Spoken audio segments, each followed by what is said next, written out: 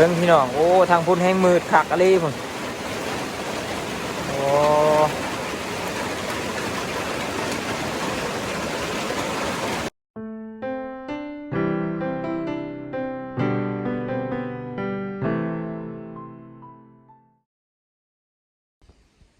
กราบทักทายสบายดีพ่อแม่พี่น้องเมื่อทุกคนเลยเมื่อนี้ก็ยินดีต้อนรับเข้าสู่ซ่อง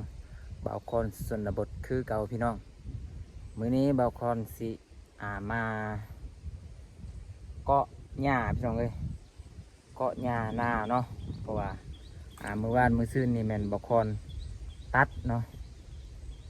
ตัดเรียบร้อยแล้วก็มื้อนี้บ่าวคอนสิมาเกาะขึ้นเทิงพี่น้องเลยถ้าว่าบ่เกาะไทยมันสิลำบากเนาะเพราะว่าหน้าของมันลมเนาะรถไทยก็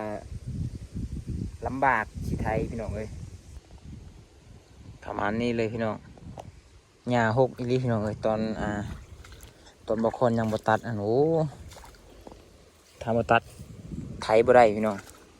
ต้องได้ตัดแล้วก็นี่เกาะหญ้าขึ้นแบบนี้เลยพี่น้องวันนี้บ่คนมาคนเดียวคือเก่าพี่น้อง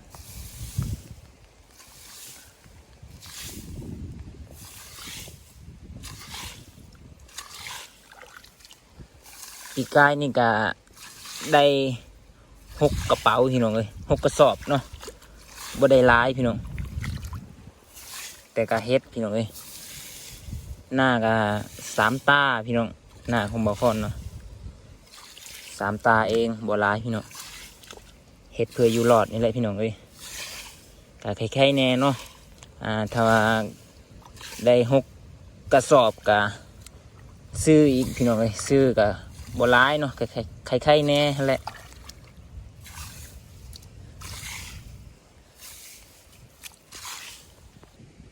โอ้ทางพ้นก็หมื่นพ้นเลยพี่น้องพ้นตลอดเนาะช่วงนี้เนาะเบิ่งนะพาห้องหึมๆอยู่พี่น้อง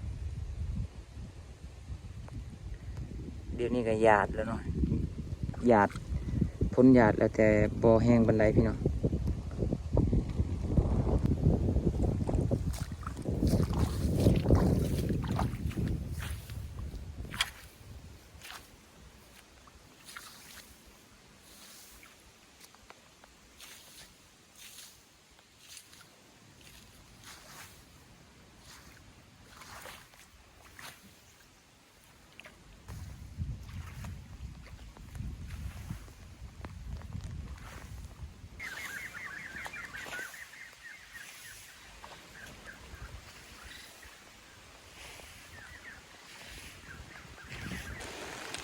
ฝนตกแล้วพี่น้องอย่างน้อยหนึ่งเนาะนี่อย่างน้อยหนึ่งนี่ก็แล้วก็อีกตาหนึ่งอยู่เทิงนี่พี่น้อง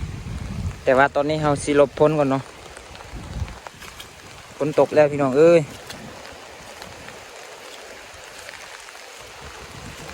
ขึ้นอยู่เทียงก่อนว้ายทางใดก็มืดหมดพี่น้องขอลบพ้นก่อนบัดนี้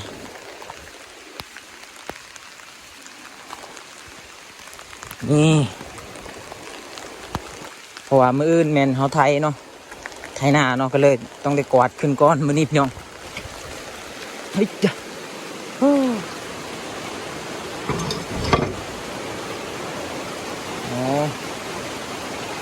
เป็นเลยพี่น้อง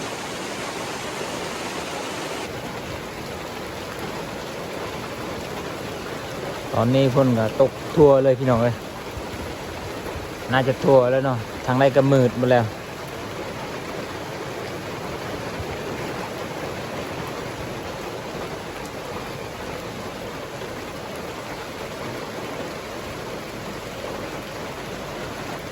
หน้าของมาคอนกับแมนตัวนี้พี่น้องแล้วก็ตัวนี้ตัวนั้นเนาะ3ตาพี่น้องเลยแล้วก็ป่านเป็นตาน้อยนี่พี่น้อง4 ตา 5 ตาตัวน้อยๆนี่เนาะเพราะว่า3 ตาเฮ็ดตาหนึ่งเฮ็ดเป็น2 ตาพี่น้องและตัวก้างนั่นเป็นของอ้ายเนาะ2 ตาตัวก้าง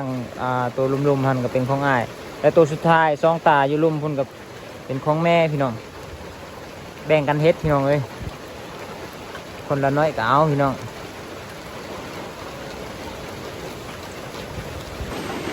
บรรยากาศก็ประมาณนี้เลยพี่น้องเลยฝนตกเนาะบรรยากาศฝนตก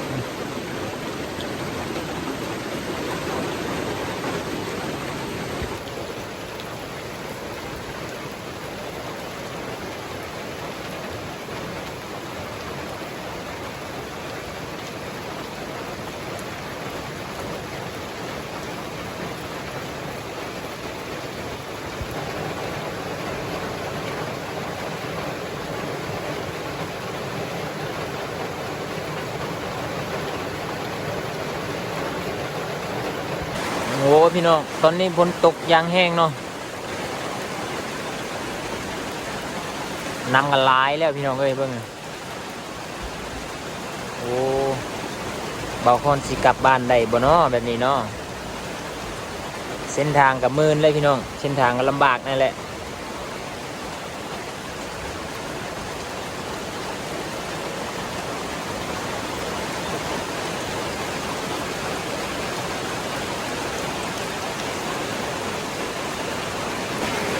เบิ่งพี่น้องโอ้ทางพุ่นแห้งมืดคักอะไรพุ่น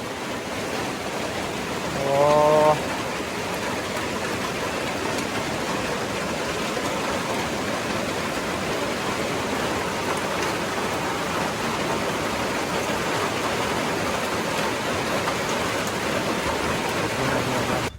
ตอนนี้พ้นกา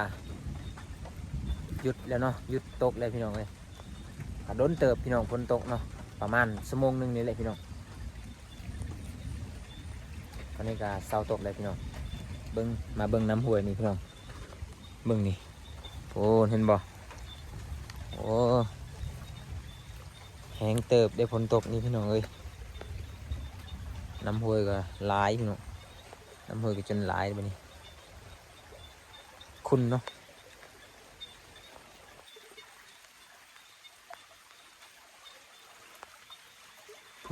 พี่น้อง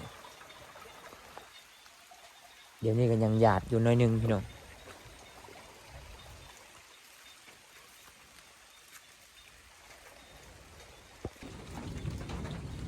เบิ้งนำอยู่ตานากับลายเลยพี่น้องเอ้ย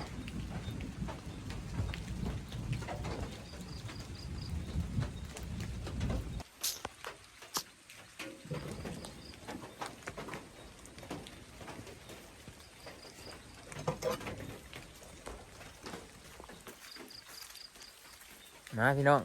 หลังจากที่ฝนเอิ้นแล้วเอากระสีเดินลงคือเก่าพี่น้องลงกวาดหญ้าคือเก่า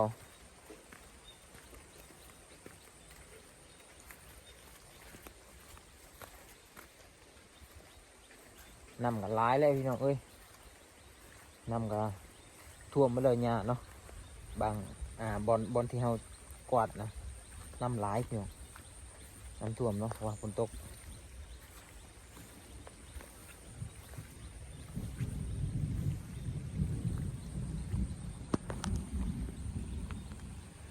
เบื้องนี้พี่น้อง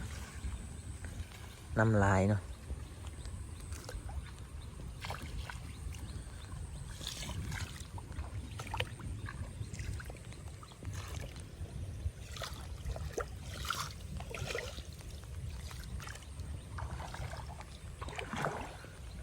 กดได้บ่น้ำลายนี่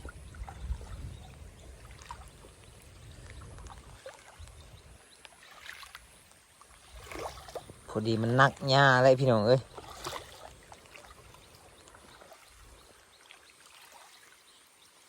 ช่วงฝนยังไม่ตกมันก็ทึกแดดเนาะแห้งๆนี่แล้วแต่ว่าฝนตกอีกก็เลยซุ่มคือเก่าพี่น้องนี่ยังน้อยหนึ่งนี่ก็แล้วเลยพี่น้องเอ้ยคันฝนบ่ตกเมื่อกี้นี่หาแล้วไอ้กวาดคือเก่าพี่น้องฝนเศร้าแล้วเนาะฝนเดินเลยโอ้หนักพี่น้องหนักกว่าเก่าเพราะมันถือฝนพี่น้อง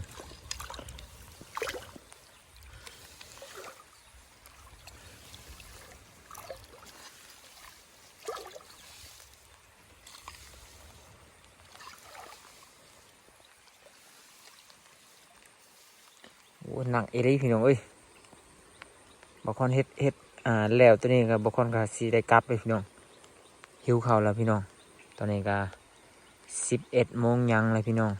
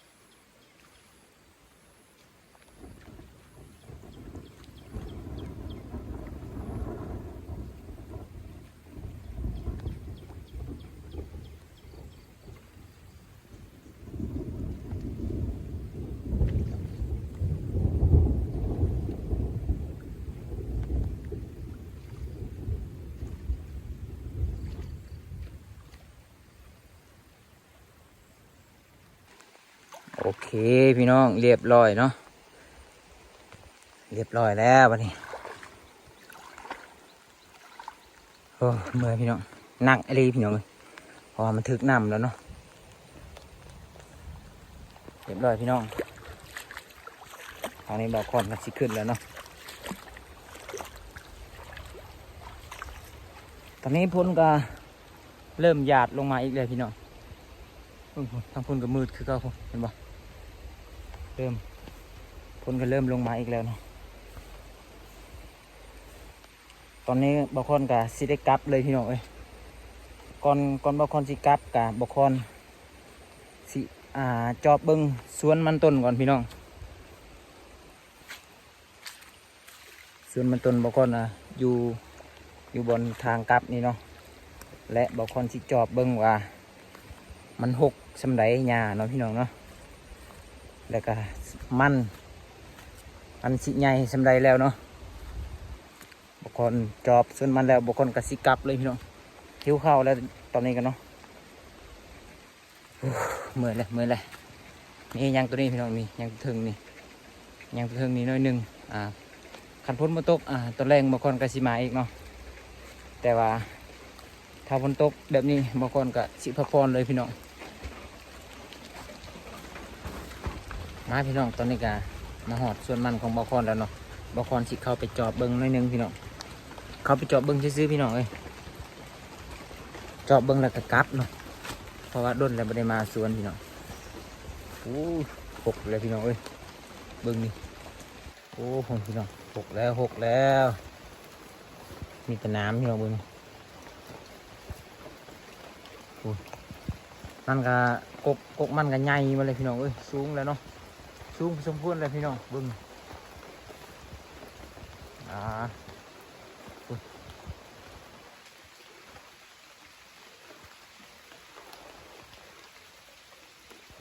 โอ้พี่น้องสูงเลยเนาะ